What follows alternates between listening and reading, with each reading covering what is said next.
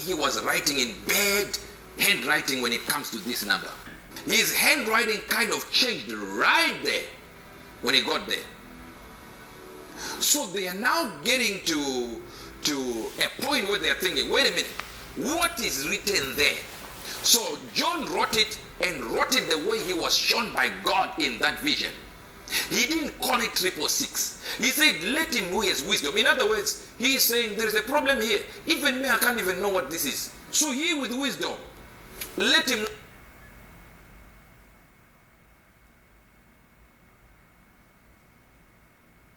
know what that is. I'm going to be asking God to tell me what that is. But guess what? That is not what you think. If I'm going to write 666, I don't need wisdom. I just said the number is 666. So he put it exactly the way he saw it in a vision and placed it there. Please screenshot now. Screenshot that. And that's what you're going to find in Codex Vaticanus. So screenshot it now. Take it. Keep it. Because we are dealing with that. Now take it out. Now, this is the code that he saw. He said, let him that is understanding of what the multitude of the beast is. For the multitude is a number of a man, an arithmos. In other words, a multitude that will use this code. Then he placed the code, and the people that translated our Bibles, because they are translating into Greek, they are thinking everything is Greek. So they get to the 666 thing that John saw and just put it forward. And they say, okay, well, I don't know what he was trying to say here. I don't know. But this one represents 600. This one in our language represents this. This one in the Greek. They got in the Greek and God didn't give it in the Greek. Give us the last one, or the last one on the list. Doesn't mean to say, watch this now. Do you see this number here? Do you see what is there?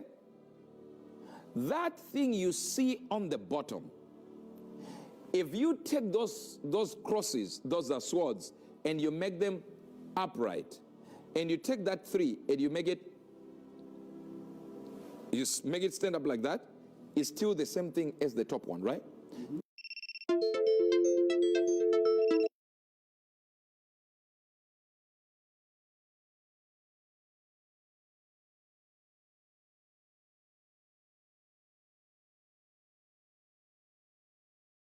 Get to the second image so they see it.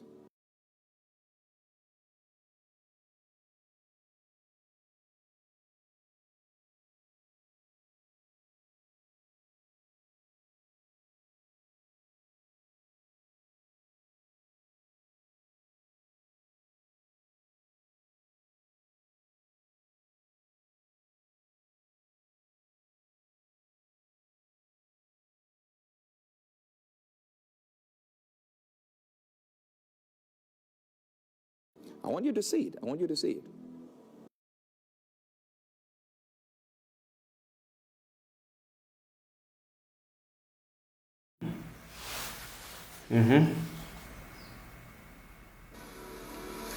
Do you see that person there?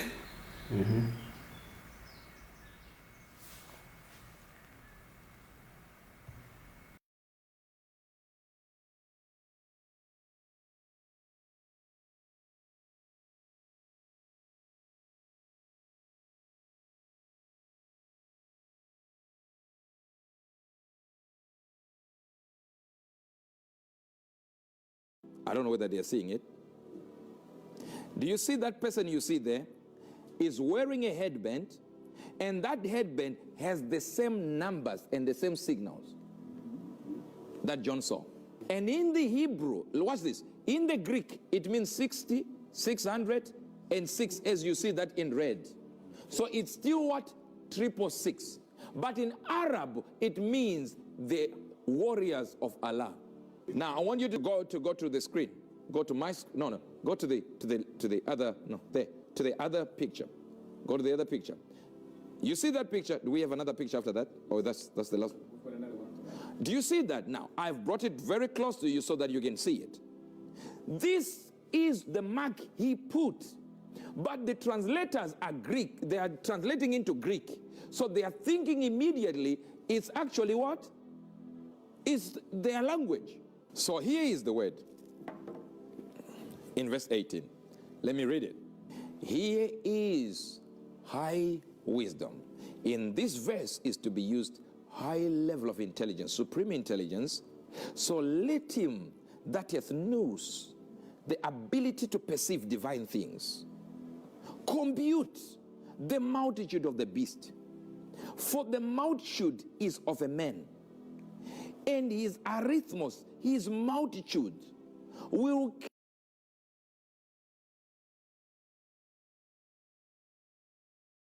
carry this logo, this emblem. Where is that logo? On their foreheads. Now let's go here so that I show you something. Let's go here. Do you see this? This is, if you are reading it, this would have this here and here. This is the sword. Do you see? Do you see? Do you see this here? Like that, like that. This one have it. So the way John wrote it, he wrote it in this way. This way. He wrote this way because that's the way he saw it. Are you getting it now? This is the way he saw it, and he just put it there. The only problem is when they are translating their Greek Bibles, they get to understand this as this means 600, this means 60, and this means 6. But nobody said, wait a minute, there is a problem in the changing of writing. This man is not writing X like this in all other places. He's not writing this like this in all other places, but he's just kind of shifted his handwriting. Why? Because he's not talking about 666. He's busy trying to tell you that the multitude that this man will support is this multitude. What is the multitude? Look at this now. When you get to the Arabic, they put what? They put swords, talking about as a sign of warriors. Then they get to put this and this, which means what? The warriors of Allah. We fight for Allah. That's what they're saying. Now, when we come here, we call it mark of the beast. This one, it's only that in this instance, it's lying like going the other direction. But if you shift it and it stands like this, it is still the same thing as this. I'll read it again so that you hear what is.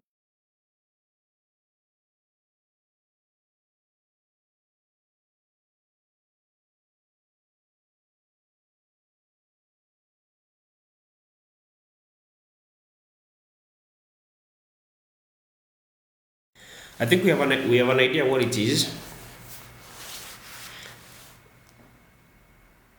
Ibrahim, are you able to conclude to see what it contains?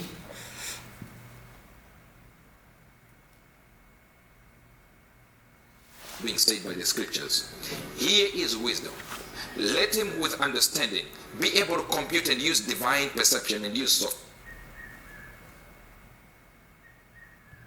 Fear, because the multitude that will support this man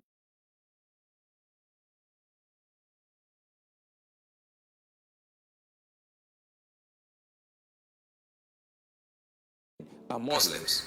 Just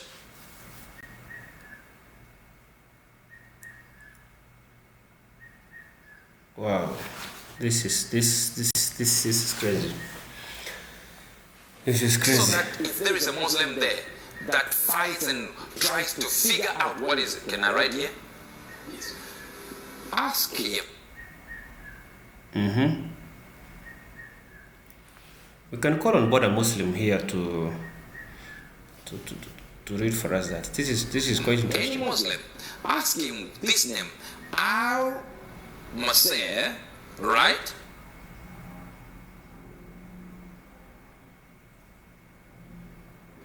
With an H here, then Ad Dijal. Ask him what is this? guess what they would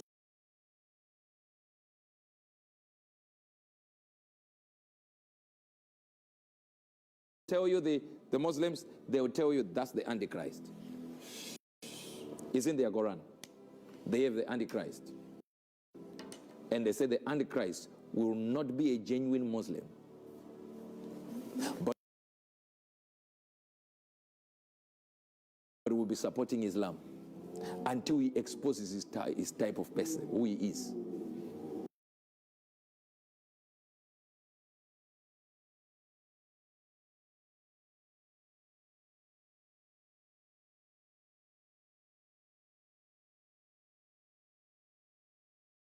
They agree that the Antichrist will come and say he supports the Muslims. Look at where the world is going.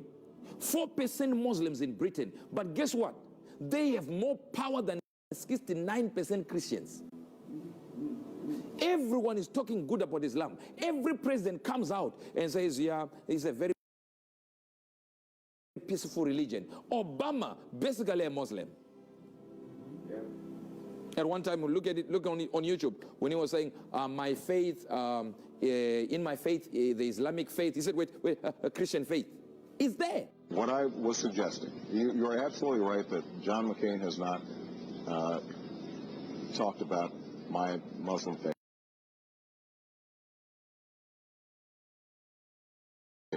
And you're absolutely right that that has not come, my Christian faith. It's still there to this day. How can you forget you are a Christian?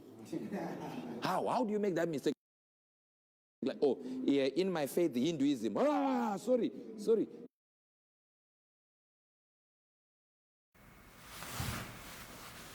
It's okay, sir.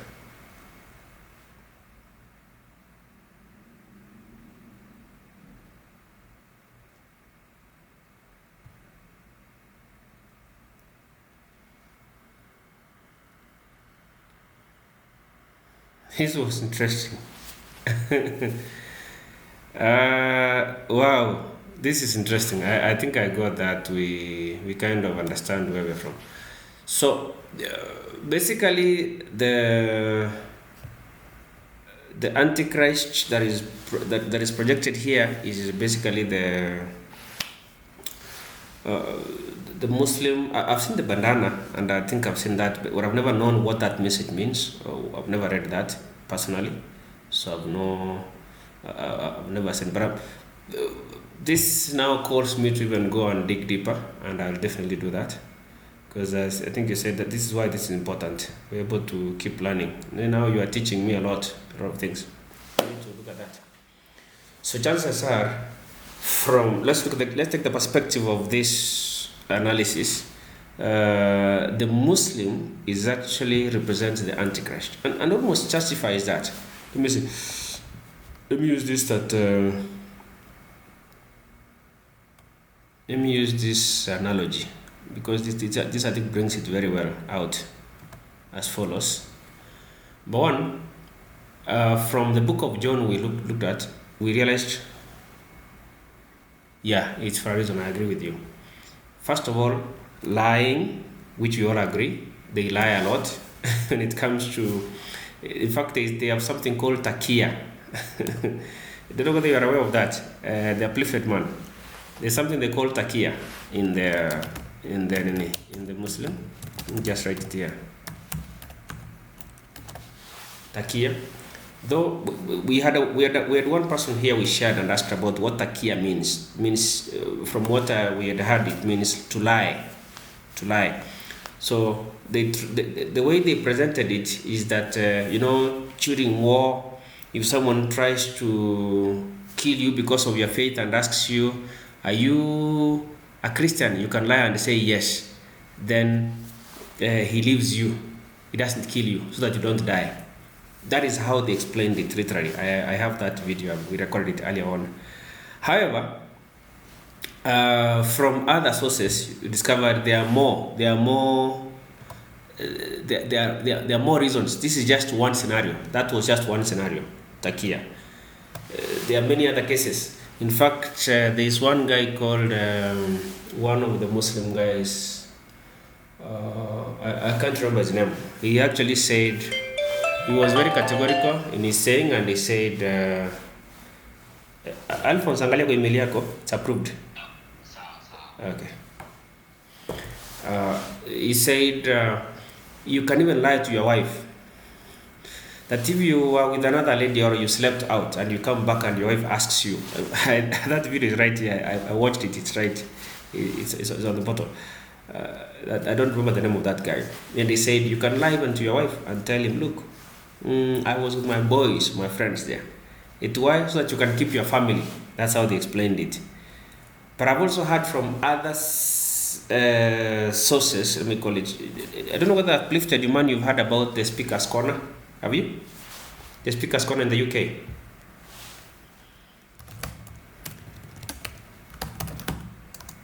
You heard about it?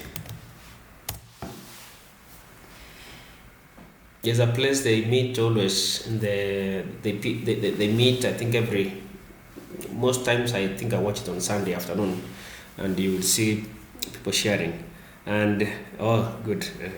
So one person who was explaining it from that point, he said, Taqiya means you can also lie somebody to join your dini. So they will tell you, look, we love you. However, they just say it by the lips, not by the heart. It's even in the Quran verse. There's even a Quran verse saying that, which is part of Taqiya. So I realized they were not very honest by telling us what it contained. It's much more than that.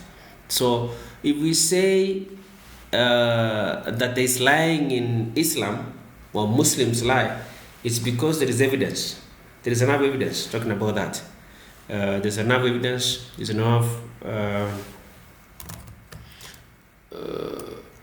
there's enough reasons for us to believe that they actually liars. And you can't escape that. You move to the second point. So the key, we already mentioned that. In fact, I needed to list them here because I'll be researching them later. Taqiya, let me call it Taqiya instances because I'll be using that to understand them better. Somebody said during war, so that you're not killed. Somebody says to your wife, so that you don't break your family. Somebody says to convince, to join. They call it deen or something like that. I think it's deen. I don't know which is the right word. Their faith. So they can do Taqiya on that. They say love you by lips, something like that. They don't love you, but they'll say it. This one is a Quran verse. I think I'll want to locate that one. It's a Quran verse which says, I've sent you another link kwa inbox. Check it. Okay, good. I'll check. I'll have a look at that. Thank you so much, sir. This is in Quran, which says that if you meet them who are the Christians, don't say good morning or greet them with your heart. Greet them with your lips. So, which means actually it is a faith which teaches to lie. So we agree with you. In this description, they have the lying or Taqiya as part of the faith. They deny the Father. They say there is no sense you can call God the Father. They deny the Son, which is another issue. So everything fits in the jigsaw fit. Now from the video we've just watched, actually, the words written on that bandana, I think they're saying Al-Masiyah Al-Dajjal, something like that. I'll be checking that out. Al-Masiyah Dajjal, which means it is possible that by this then come on, any Muslim who really understands, because these are all things that are available. We are resources. These are, excuse me, let's open the door. Someone. This is interesting. So many Muslims don't understand even what it's all contained, and that is why the Muslim world are the people we should be preaching to a lot. These are the people we should be bringing on board to teach and to show them to understand what they are falling into. Even the worst part is I discovered is how the conversions are done to Muslim. They are very interesting because they don't want you to believe anything. They don't want you to believe with your heart. I know when one wants to be a Christian, You are asked, do you believe that Jesus Christ died? You say, yes, I do. You are asked, do you believe that Jesus Christ died for your sins? You say, yes, I do. You are asked, do you believe that his death and resurrection, if you believe in him, you'll have eternal life? You say, yes, I do. When all these are put together, you say, now you are saved, or you join the group or the club of the chosen. But on conversions to Islam, I was surprised. They were very easy. They say, no, just say the Shahada. Did you have the Shahada? Just say it. Are you ready? Can you just say the Shahada? So meaning, it doesn't matter what you believe. It doesn't matter what who you are, what you believe about them. The greatest warrior is to make sure that the Taqiya can be used to make sure you say Shahada. But once you say the Shahada, that's done. You lock yourself. You never come out of that. And that's why there will be so much push to say quickly, make the Shahada as fast as possible, faster than anything else. Because at the end of the day, you've been Taqiyad. They all want, it's just about joining the faith. It's not about from the heart. I agree with you. Thank you so much. This was so much uplifted man, and really interesting sharing that. This is quite interesting. Yeah. And I would even be sharing that now.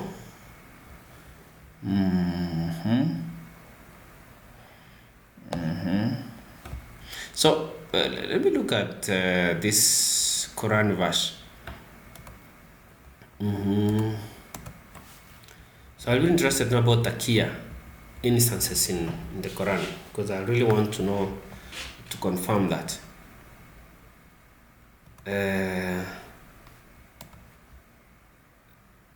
Taqiya.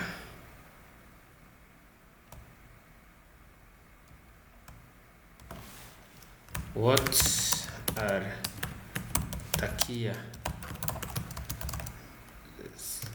as a Muslim?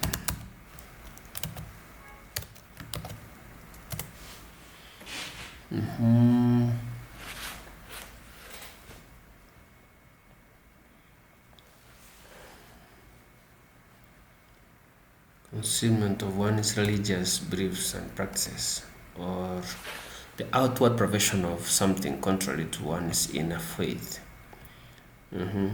When under immediate threat of persecution, serious harm, or death, it is considered an exceptional situation practice for self-preservation, not general license for dishonesty.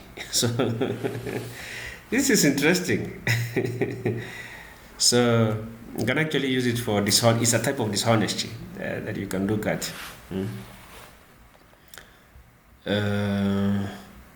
It's a type of dishonesty. That's something you cannot wish about. It's got a license to lie. I think so. Let me just see something else. Direct threat to life or property. This is primarily the most widely agreed upon instance of practicing Taqiya in both Sunni and Shia. So this is a practice, you're supposed to practice this. Renouncing Islam verbally under torture. So just renounce it. The most cited example is that of Ammar ibn Yasir, a companion of the Prophet Muhammad, who was tortured by the Meccans and forced to utter words of disbelief. The Prophet Muhammad accepted his actions because his heart remained firm in faith, leading to the revelation of a Quranic verse 16:106. All right. So it's a Quran verse 16:106. I didn't know that. Now I know. A Quranic verse 16:106. Okay. Which provides basis for this practice. Hiding one's religious identity from oppressors. During Spanish Inquisition, many Muslims known as Moriscos outwardly converted to Christianity and participated in Christian rituals like attending church or eating pork or drinking wine to avoid executions or expulsions, while secretly practicing Islam. Okay, that's another scenario. Couldn't do that. Concealing the location, concealing the location of another Muslim. If an oppressor asks a Muslim about the hiding place of another Muslim to kill them, it is considered obligatory to lie to protect an innocent life. Situations of unavoidable danger and persecution. Taqiya is survival mechanism for minority communities facing hostile or dangerous environment. Minority communities living among hostile majority, Shia Muslims, historically a minority, have extensively used Taqiya to survive persecution by majority Sunni groups. Concealing specific doctrines. Some communities like certain Ismaili Shia groups, the Guptis in India have identified as faiths such as Hindus to avoid persecution and protect their beliefs from. Okay. So you can actually, this is impressive. This is interesting. So you can avoid persecution. You can do anything that it means. You can lie. Just make sure that you are alive. Okay. The first one of its kind. So you are allowed to lie basically on that. Yeah, that's interesting. That is quite interesting. Let's see. Political discretion. In institutions where openly supporting certain political figures or imams would lead to danger, individuals might outwardly show agreement with the ruling of authorities, while inwardly maintaining their true convictions. Diplomatic and communal warfare. Okay. Some interpretations.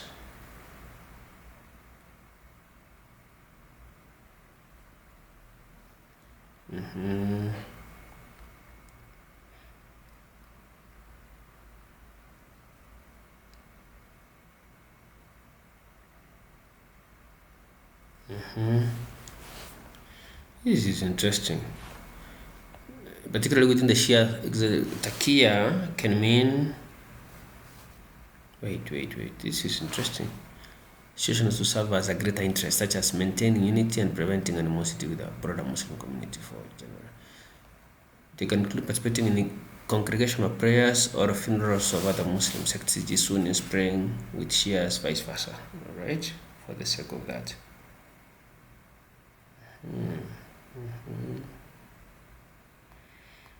Let's see. Reconciliation public law. A lie is permissible in a few specific situations, including to reconcile between two quarreling parties. It's interesting. Oh, it's interesting. Okay. Between two quarreling parties. So you're allowed to lie.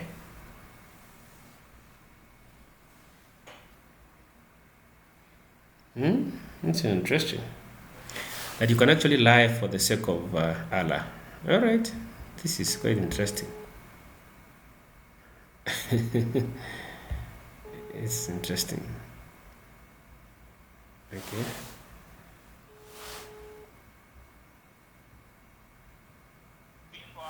Umefaulu?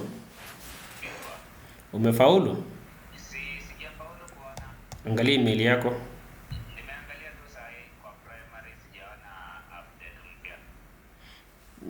Kidogo ni confirm email yako.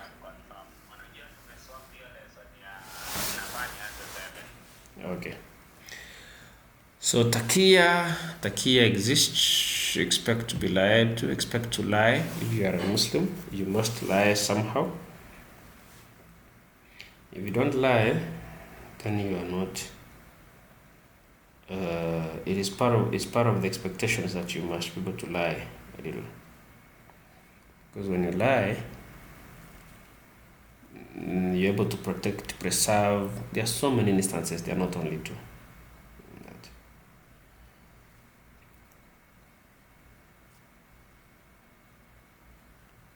You can lie for the sake of Allah.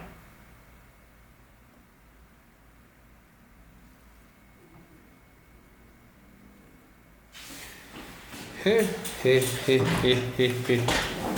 Which name did you use? Mkurugenzi?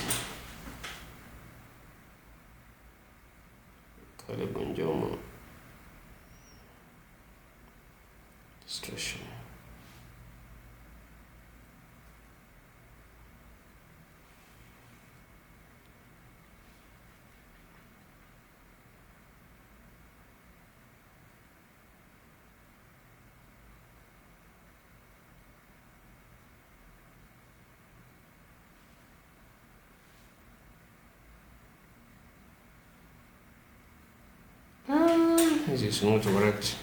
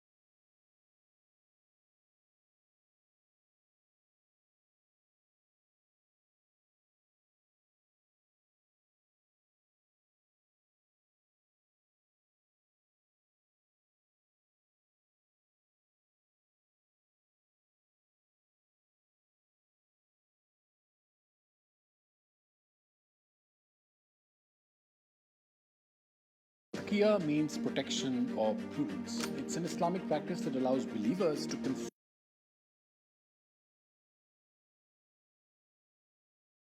their faith or intentions when under threat of persecution or harm, not just for survival, but for deception.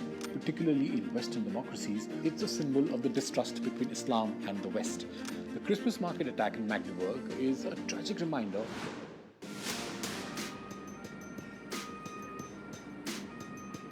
A black BMW tears through a Christmas market in Magdeburg, Germany. 5 lives lost. 200 injured. The holiday cheer shattered in moments, but the shockwaves did not end there. Soon, attention turned to the attacker, Talib al-Abdul Mohsen, a Saudi refugee, an ex-Muslim atheist, or so he claimed. But was he really an atheist, or was this all part of a deeper plan? A concept in Islam called Taqiya is now at the center of this debate. In today's episode, we'll unpack Taqiya, what it means, how it's been used historically, and why critics argue it's being weaponized in Western democracies. I'm Manish Adhikari, and you're watching the India Today Culture Project. Let's start with the basics. Taqiya means protection or prudence. It's an Islamic practice that allows believers to conceal their faith or intentions when under threat of persecution or harm. Historically, it's been a survival mechanism, most notably used by Shia Muslims who faced persecution from Sunni majority groups for centuries. It's even rooted in the Quran, which says, "Let not believers take disbelievers as allies, except when taking precaution against them in prudence." But here's where it gets tricky.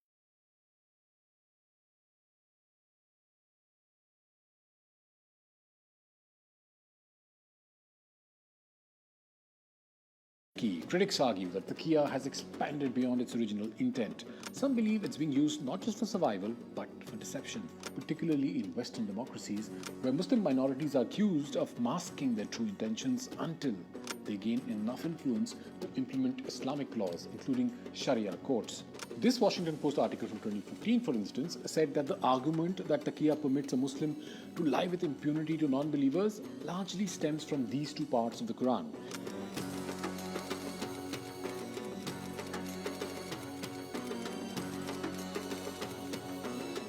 The second part is, "Let not the believers take unbelievers for their allies in preference to believers. Whoever does this has no connection with God unless you but guard yourselves against them as a precaution." Let's address this head on.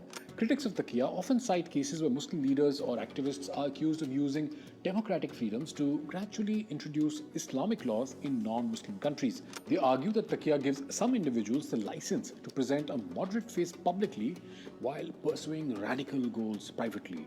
A commonly cited example is the rise of Sharia councils in parts of Europe, particularly the UK, where Islamic courts handle issues like marriage, divorce, and inheritance for Muslim communities. Critics claim these councils undermine national laws and promote practices incompatible with democratic values. They also point to instances where individuals initially denied any intention to support Sharia but later championed it once they had gained political or social power. This is the fear fueling suspicion in cases like Talib's. Did he use Taqiya to build an image of a harmless ex-Muslim atheist while secretly working towards extremist goals? Did this doctrine enable him to deceive the German authorities who granted him asylum? But here's the other side of the debate. Most Muslims, both Sunni and Shia, don't even practice Taqiya. In fact, many modern Islamic scholars argue that Taqiya is largely misunderstood and misrepresented.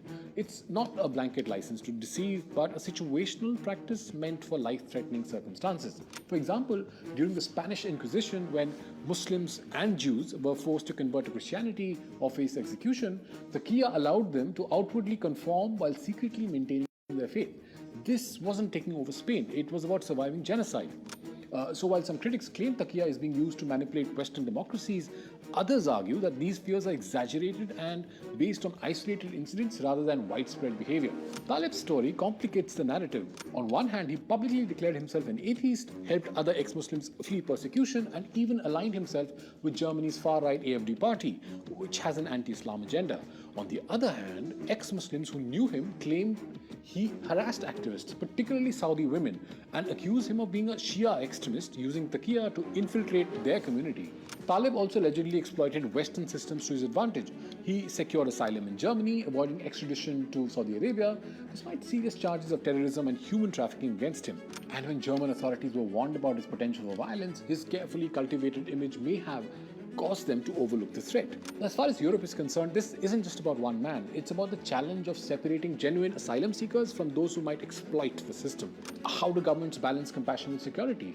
How do they ensure that doctrines like Taqiya aren't weaponized to sow distrust? Let's be clear, the fear that Taqiya could be used for deceit isn't baseless. Cases like Talib's or Abdul Shakur Zedi's Afghan migrant in the UK who faked a conversion to Christianity to gain asylum. These cases show that deception does happen, but it's equally important not to let these cases fuel blanket mistrust of entire communities. Most Muslims living in the West are simply trying to build better lives for themselves and their families. They are not plotting to implement Sharia codes to undermine democracy. The challenge lies in addressing individual cases of exploitation without stigmatizing entire populations. The story of Taqiya is as complex as the people who practice it. For some, it's a lifeline in the face of persecution. For others, it's a tool of deception. And for critics, it's a symbol of the distrust between Islam and the West, a distrust that cases like Talib's only deepen. At the heart of it all is a question we must grapple with. How do we protect the vulnerable without opening the door to exploitation? It's a delicate balance, one that demands both vigilance and empathy. The Christmas market attack in Magdeburg is a tragic reminder of the complexities of identity,